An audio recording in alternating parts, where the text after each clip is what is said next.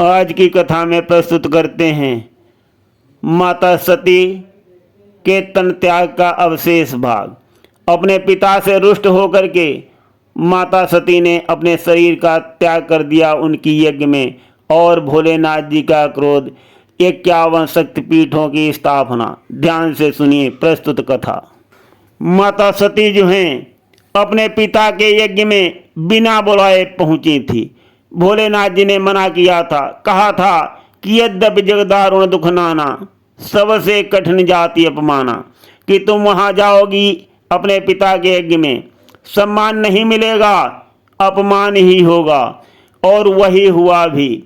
महाराज दक्ष ने अपनी बेटी के सामने ही भोलेनाथ जी का बहुत अपमान किया।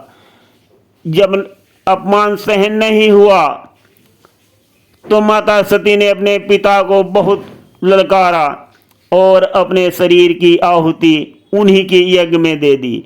और जब भोलेनाथ जी को ये खबर मिली तो उनको बहुत भयंकर क्रोध आया, बहुत भयंकर क्रोध।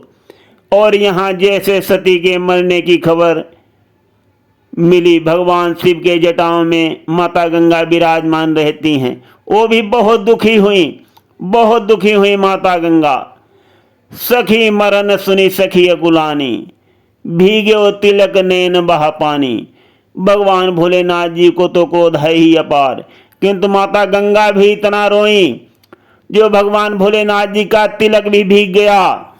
जैसे ही माता सती यज्ञ के हवन कुंड में कूदी, हाहाकार मच गया, सब लोग पीछे हटने लगे, उनका मांस जलना शुरू हो गया, बहुत भयंकर भयंकर अपशगुन होने लगे।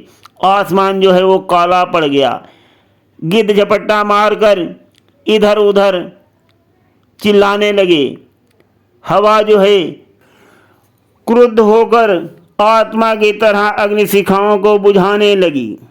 सती ने जैसे ही अंतिम सांस ली, भगवान भोलेनाथ के नेत्र खुल गए। पीड़ा और रोष से कांपते हुए भोलेनाथ ने अपने सिर से एक लठ तोड़ी और नीचे जमीन पर पटक दी। जमीन में टकराते ही वीरभद्र नाम का 3 नेत्र और 1000 भुजाओं वाला एक भयानक प्राणी प्रकट हो गया। उसने भोलेनाथ जी को प्रणाम किया और कहा कि महादेव जी, क्या आज्ञा है, क्या आदेश है मेरे लिए। भोलेनाथ जी बोले, वीरभद्र तुरंत जाओ और दक्ष की यज्ञ को जो है विध्वंस कर दो। भगवान भोलेनाथ की बात को सुनकर वीरभद्रगण ने प्रस्थान कर दिया और जैसे ही यज्ञ स्थल पर पहुंचा, उसको देख करके सभी लोग भागने लगे। वीरभद्र ने अपनी त्वचा के छिद्रों से बहुत भयानक भयानक प्राणियों को उत्पन्न कर दिया और वे सब के सब दक्ष के यज्ञ को विध्वंस करने लगे। देवताओं को आहत कर दिया और मनुष्यों को भी मारने लगे और यज्ञ के हवन कुंड को मल और मूत्र से बुझा दिया, विसर्जन कर दिया। चारों तरफ रक्तपात होने लगा। वे जगह जगह आग लगाकर उसकी राख के साथ खेलने लगे। ब्रह्मांड में जो कुछ भी घातक हो सकता था वो सब उन लोगों ने किया और दक्ष का यज्ञ जो है पूरी तरह से विध्वंस कर दिया। महामुनि भृगु ने उनका सामना करने के लिए ऋभु नामक योद्धाओं को प्रकट किया, किंतु उन्हें सफलता नहीं मिली। वीरभद्र की सेना बहुत गतिमान शिलाखंड की भांति अथक रूप से यज्ञ को नष्ट करने लगी। कैलाश की बर्फ जो है वो कनखल में उठ रही लपटों को दबा रही थी। दक्ष ने विष्णु भगवान से विनती किया और कहा कि नारायण हरि, इस समय आप अपने सुदर्शन चक्र का उपयोग करो। किंतु नारायण हरि ने मना कर दिया कि हम भोलेनाथ के खिलाफ अपने सुदर्शन चक्र को प्रयोग नहीं कर सकते हैं। वीरभद्र स्वयं ही ऊर्जा का प्रतीक है, वो मेरे चक्र के ही समान शक्तिशाली है। यदि हम दोनों टकरा गए तो ब्रह्मांड जो है वो नष्ट हो जाएगा, ब्रह्मांड नहीं बचेगा। फिर नारायण हरि के द्वारा बताने के बाद महाराज दक्ष कुछ और कहने वाले ही थे, तब तक वीरभद्रगण ने उनके ऊपर आक्रमण कर दिया। उसने दक्ष के केसों को पकड़ लिया और उनका सिर काट के आग में डाल दिया। अब सभी देवगणों की भी समझ में आ गया कि महादधीच ने जो शाप दिया था वो सच साबित हो गया, और अब भोलेनाथ जी के क्रोध का सामना हम सबको भी करना पड़ेगा, हम सबको करना पड़ेगा, हम सबकी खैर नहीं है। अब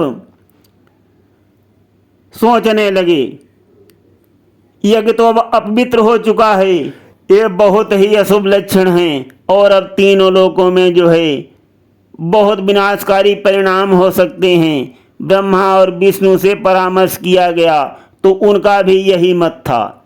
महादेव जी को शांत करना होगा, वही दक्ष को पुनर्जीवित कर सकते हैं, यज्ञ को भी वही पूर्ण करवा सकते हैं।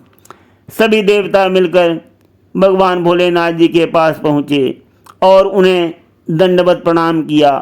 उन्होंने शिव से क्षमा मांगी और अपने साथ कनखल में ले आए, जहाँ दक्ष ने यज्ञ का आयोजन किया था। और यहाँ वीरभद्रगण जो पहले ही दक्ष का सिर काट करके जला चुके थे, वो तो नष्ट हो चुका था। इसलिए भोलेनाथ जी ने उनसे कहा कि अब कोई और विकल्प खोजो।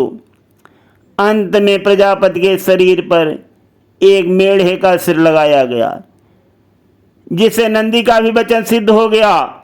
जब दक्ष ने भगवान भोलेनाथ को पशु कहा था और अब वो स्वयं पशु के माध्यम से पुनर्जीवित हो पाया है, शिव ने भविष्यवाणी करते हुए कहा कि दक्ष अपने वास्तविक रूप में पृथ्वी पर पुनर्जन्म लेंगे। फिर यज्ञ संपन्न हुआ और उससे अर्जित पुण्य सभी को प्राप्त हुआ। अभी ब्रह्मांड जो है पूर्ण रूप से शांत भी नहीं हो पाया था, किंतु अचानक ब्रह्मांड जो है बहुत तेज से कांपने लगा, बहुत तेज, मानो ऐसा लग रहा था कोई बड़ी निर्दयता के साथ ब्रह्मांड को पीट रहा हो। ब्रह्मांड के दोनों भाग टूटने के कगार पर आ गए।